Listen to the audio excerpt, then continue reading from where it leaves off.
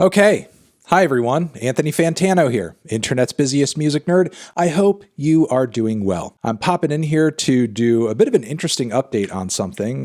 One of the bastions on the internet of music nerddom, rateyourmusic.com, which if you guys are unaware of and you watch this channel, I'm kind of surprised. But this is a website where people kind of collectivize on the internet to rate albums, give their opinions on albums, write little, fan reviews, so on and so forth. And while it's not a perfect site, I think it has its issues, certainly its toxicity in the comments and the review section here and there. More often than not, the site is a pretty decent gauge of some good and interesting music dropping every year, and what counts for some of the best music released in all of popular music history. We have had a significant change over here happen on the top albums of all time list, which for years and years and years and years and years and years and years, it's been topped by Radiohead's OK Computer. Yes, Radiohead's OK Computer has sit at the top of the top albums of all time list for a long time, really for as long as I've been using the site, been aware of the site. Maybe there have been some shifts that I've been unaware of, but Radiohead's OK Computer has been the record at the top of the top albums of all time chart.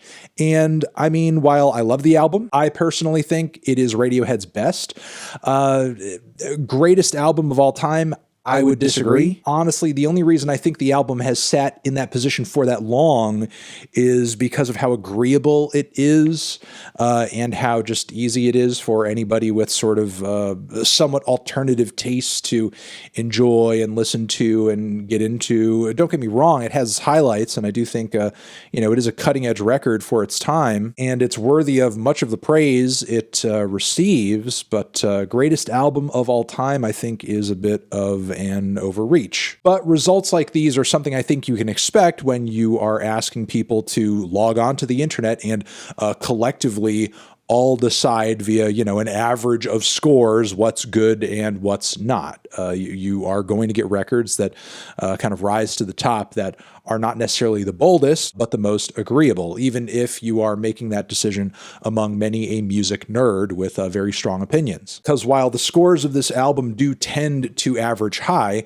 I wonder how many people who are on this site would name this record as their favorite album of all time. Regardless, the album has been dethroned. It is no longer at number one. It has been replaced with a record that is not even 10 years old at this point. That would be Kendrick Lamar's To Pimp a Butterfly. Would I name TPAB as the greatest album of all time? I don't know if I would, but it's certainly a more interesting and ambitious undertaking than OK Computer, in my view, and certainly a bolder choice overall in terms of the themes and concepts it brings to the table, the narrative told across the album, the various genre fusions on the record, and Kendrick Lamar I just find to be a very bold rapper, lyricist, and vocalist overall. And in times that I have revisited this record, since I reviewed it originally, it has only grown on me more, I think. Plus, as the years have drawn on, I think the record is really becoming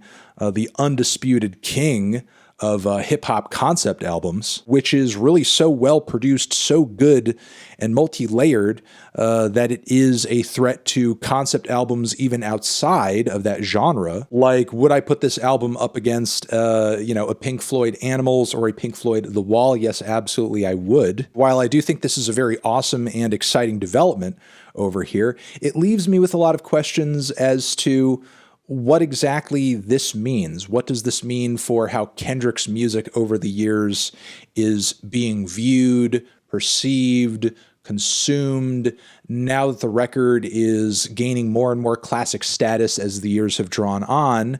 How are people, looking at the album as they're going into it? How is that painting the view of new listeners as they try the album? Also consider the very white audience of listeners consuming this album on a regular basis, and the themes of racism and, self-appreciation and ownership and Black power that are expressed throughout the record, and what exactly that means for perspectives on those topics broadly throughout society, especially from the view of people who this album wasn't necessarily, made to appeal to or speak to, just audiences of people like me who aren't necessarily meant to identify directly with the record. As much as I love the record and I think it's amazing, I am like with most albums, truly and honestly, consuming it as an outsider. While there's no one album I can truly put myself in the mindset of, because each person is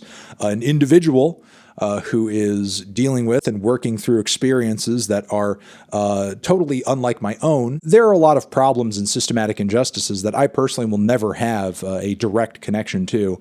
And I wonder, what that is going to mean for people who have not put in the effort to sort of understand what Kendrick is going on about on this record when they are, sort of like hit with the opinions and the views and the passion and the emotions behind this album for the first time, while just not really being all that in the know. I mean, I can't imagine it would necessarily be a net negative in the long run. These days, when people are, listening to or consuming, once again, an album like Pink Floyd's Animals, while that record is beloved and is deserving of all the praise it gets, do a lot of new listeners just kind of listen to it or get into it because of its classic status and just appreciate it for its aesthetics, or are they appreciating the political statements made on that record as well? One could only hope, I suppose. One could only hope. But yes, I think that this album climbing this high on a chart like this is a fantastic thing. Seeing this get to number one is a sign of a good sea change, I think. One that has been gradually happening for years and years and years and years and years.